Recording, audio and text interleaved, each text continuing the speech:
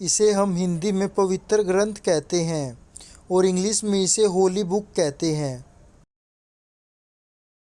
इसे हम हिंदी में अस्त्र शस्त्र कहते हैं और इंग्लिश में इसे वेपन कहते हैं। इसे हम हिंदी में तलवार कहते हैं और इंग्लिश में इसे स्वॉर्ड कहते हैं। इसे हम हिंदी में तीर या बाण कहते हैं और इंग्लिश में इसे एरो कहते हैं। इसे हम हिंदी में धनुष कहते हैं और इंग्लिश में इसे बो कहते हैं। इसे हम हिंदी में साम्राज्य कहते हैं और इंग्लिश में इसे किंगडम कहते हैं। इसे हम हिंदी में राज सिंहासन या राजगद्दी कहते हैं और इंग्लिश में इसे थ्रोन कहते हैं।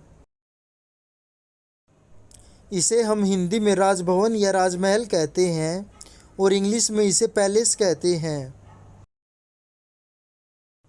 इसे हम हिंदी में राजवंश कहते हैं और इंग्लिश में इसे डायनेस्टी कहते हैं।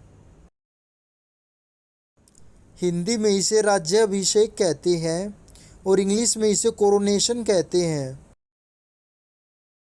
इसे हम हिंदी में अवतार कहते हैं और इंग्लिश में इसे इनकारनेशन कहते हैं।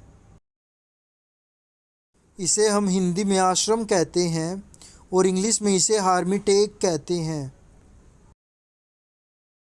इसे हम हिंदी में सन्यासी कहते हैं और इंग्लिश में इसे हेरमिट कहते हैं। इसे हम हिंदी में राक्षस कहते हैं और इंग्लिश में इसे डेमन कहते हैं। इसे हम हिंदी में दुष्ट कहते हैं और इंग्लिश में इसे वीकेंड कहते हैं। इसे हम हिंदी में छल करना कहते हैं और इंग्लिश में इसे डिसीव कहते हैं। इसे हम हिंदी में अहंकारी कहते हैं और इंग्लिश में इसे होटी कहते हैं। इसे हम हिंदी में वरदान कहते हैं और इंग्लिश में इसे बून कहते हैं। इसे हम हिंदी में अभिशाप कहते हैं और इंग्लिश में इसे कर्स कहते हैं। इसे हम हिंदी में वनवास कहते हैं और इंग्लिश में इसे एक्साइल कहते हैं। इसे हम हिंदी में युद्ध क्षेत्र या रणभूमि कहते हैं और इंग्लिश में इसे बैटलफील्ड कहते हैं। इसे हम हिंदी में बंधक कहते हैं और इंग्लिश में इसे होस्टेज कहते हैं। इसे हम हिंदी में छल कपट कहते हैं और इंग्लिश में इसे डिसीट कहते हैं। इसे हम हिंदी में साधना या तपस्या करना कहते हैं और इंग्लिश में इसे मेडिटेट कहते हैं।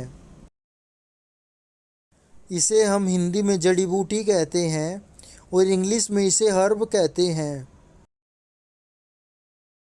इसे हम हिंदी में अमृत कहते हैं और इंग्लिश में इसे नेक्टर कहते हैं। इसे हम हिंदी में कवच कहते हैं और इंग्लिश में आर्मर कहते हैं। इसे हम हिंदी में रथ कहते हैं और इंग्लिश में चैरियोट कहते हैं। इसे हम हिंदी में युद्ध कहते हैं और इंग्लिश में इसे बैटल कहते हैं। इसे हम हिंदी में योद्धा कहते हैं और इंग्लिश में इसे वॉरियर कहते हैं। इसे हम हिंदी में मातृभूमि कहते हैं और इसे हम इंग्लिश में मदरलैंड कहते हैं। इसे हम हिंदी में कर्म कहते हैं और इसे इंग्लिश में डीड कहते हैं। इसे हम हिंदी में यमलोक कहते हैं और इंग्लिश में इसे हेल कहते हैं। इसे हम हिंदी में स्वर्गलोक कहते हैं और इंग्लिश में इसे हेवन और पैराडाइज कहते हैं। इसे हम हिंदी में प्रायश्चित कहते हैं और इंग्लिश में इसे पीनेंस कहते हैं। इसे हम हिंदी में पाप कहते हैं और इंग्लिश में इसे सिन कहते हैं। इसे हम हिंदी में अपहरण करना कहते हैं और इंग्लिश में इसे किडनैप कहते हैं।